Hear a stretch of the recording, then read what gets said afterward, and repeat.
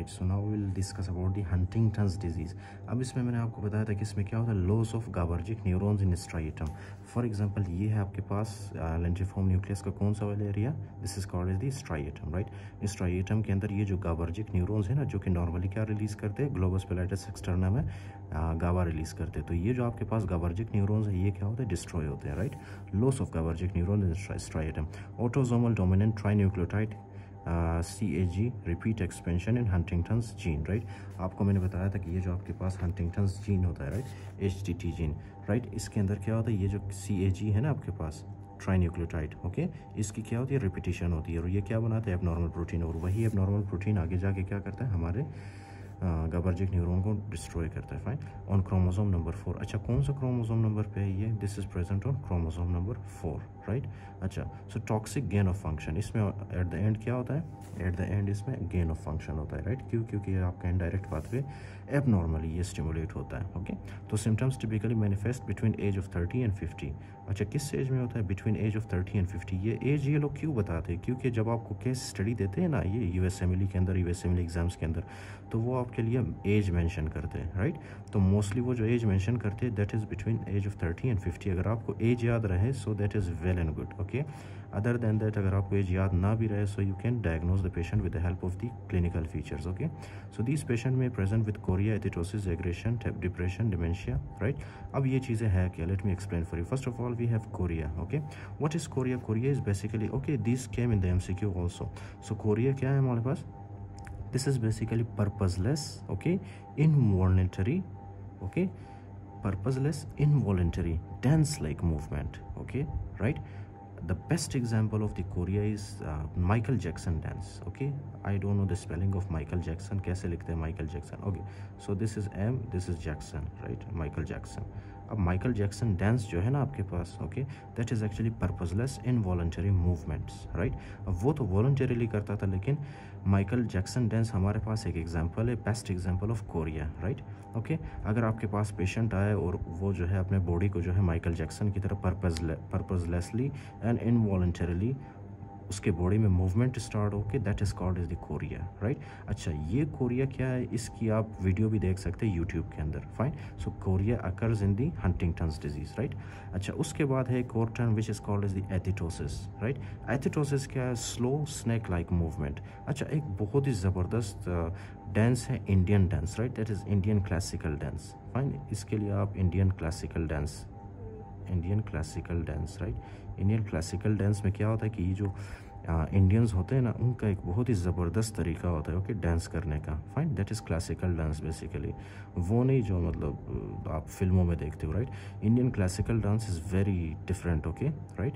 So the way they move their hands, okay, first of all, for example, how should I explain this? You can search the YouTube, okay, in the YouTube you can search the video of these Indian classical dance, okay. So they really have, you know, they move their hands in the very artistic way, right. So that is an example of the एथिटोसिस, right, okay, slow snake like movement. अगर आपसे पूछे कि ये एथिटोसिस कैसे होता है, so you have to tell them this is slow snake like movement, okay, right. And एथिटोसिस we see slow snake like movement, right. उसके बाद क्या है आपके पास, एग्रेशन, डिप्रेशन, डिमेंशिया, ये फीचर्स भी आपको देखने को मिलेंगे, राइट। अच्छा, उसके बाद एक और कंडीशन विच इज़ कॉल्ड हेमीबेलिस्मस। हेमीबेलिस्मस क्या है, आपके पास ये जो आपका सब थैलेमस है ना, subthalamus, these will be destroyed, okay, right. Subthalamus आपका डिस्ट्रॉय होता है, सब थैलेमस जब डिस्ट्रॉय होता है so that will lead to hemiballismus, right. Hemiballismus में क्या है, एग्जाम्पल आपने याद रखना है नोरा फतेही का, ओके। नोरा फतेही क्या करती है, नोरा फतेही जो है डांस करती है, right, belly dance specially, okay, fine. तो हेमीबेलिस्मस में क्या होता है, जब आपका सेप्थैलेमस डैमेज होता है ना, so you will start movement, okay, right, you will start movement. What type of movement, जिस तरह लोग मूवमेंट करते हैं ना बेली डांस में, तो उसी तरह के मूवमेंट पेशेंट में स्टार्ट होता है, ओके, राइट।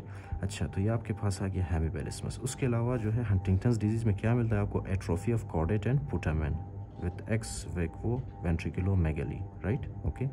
अच्छा, तो जाहिर सी बात है ये जो आपके पास कोडेट न्यूक्लियस एंड पुटामेन है, caudate nucleus and putamen in the first lecture of the basal ganglia explained, okay. ये आपके पास है क्या चीज़, पुटामेन, और यहाँ पे ऊपर क्या होता है, यहाँ पे एक न्यूक्लियस होता है which is called is caudate nucleus, okay, this is called is caudate nucleus, right. अब ये पुटामेन क्या होता है, ये डिस्ट्रॉय होता है और कॉर्डेट न्यूक्लियस आपका डिस्ट्रॉय होता है। Fine, okay. उनकी क्या होती है, एट्रोफी होती है। जब उनकी एट्रोफी होगी तो एक्स वेक्वो वेंट्रिकुलोमेगली होगा। एक्स वेक्वो वेंट्रिकुलोमेगली का मतलब ये है ना कि ब्रेन के स्ट्रक्चर्स क्या होते हैं, smaller, they will reduce in size, जिसकी वजह से आपको वेंट्रिकल्स जो है ना, lateral ventricle, third ventricle, fourth ventricle, वो आपको बड़े दिखेंगे, बट इनफैक्ट वो बड़े नहीं होते। Okay, right. वो साइज़ में इंक्रीज़ नहीं करते, बल्कि आपका जो ब्रेन है वो साइज़ में रिड्यूस होता है। फाइन, आपका ब्रेन कंटेंट साइज़ में रिड्यूस होता है, इसलिए आपको वेंट्रिकल्स बड़े दिखते हैं, राइट। अच्छा, ये I will explain this, okay. For this I will explain in the upcoming lectures, okay. Ex vacuo ventriculomegaly क्या होता है। उसके अलावा है इंक्रीज डोपामिन, रिड्यूस्ड गाबा। अब जाहिर सी बात है, मैंने आपको बताया था कि इसमें क्या होता है, ये जो आपका डोपामिनर्जिक पाथवे है ना, this will increase a lot of, this will release a lot of dopamine, okay. और ये जो आपका गाबार्जिक न्यूरॉन है ये डिस्ट्रॉय होता है, इसलिए this will not release any GABA. Fine. उसके अलावा ये भी आपने याद रखना है कि that will lead to reduced acetylcholine कोलिन। आपका जो मेन आपने याद रखना है that is this one, okay. Increase dopamine and reduced GABA, this will help in the diagnosis, okay. So neuronal death via NMDA receptor binding and glutamate और excitotoxicity. Fine. Anticipation results from expansion of CAG, repeats, chordate, loses acetylcholine and GABA. अच्छा, इसका क्या मतलब है? Anticipation का मतलब ये है ना, fine, late me explain for you. For example, this is the of spring, right. ये है उसका बेटा, sorry this is the father, right. अब फादर के अंदर कौन सा डिजीज़ है, इसके अंदर डिजीज़ है हंटिंगटन्स डिजीज़, राइट। अब इसका जब बेटा होगा ना, राइट, इसका जब बेटा होगा, फाइन, सन के अंदर, okay, this is son and this is father, right. Father के अंदर जो है for example Huntington's disease start हुआ है at the age of the 30। अब सन के अंदर डिजीज़ कब स्टार्ट होगा, सन के अंदर हो सकता है कि डिजीज़ स्टार्ट हो at the age of 20, right.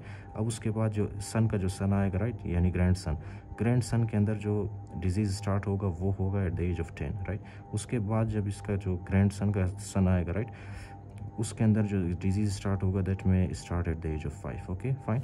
तो ये क्या है कि age of onset decrease in upcoming generation, मतलब जितने भी जनरेशन्स आएंगे ना उनमें ये जो हंटिंगटन्स डिजीज़ है वो जल्दी से जल्दी तर होता जाएगा, फाइन, ओके। तो that is called as the anticipation, fine. So this is about the Huntington's disease. In the next lecture we will discuss about the neurodegenerative disorders like Alzheimer and other things.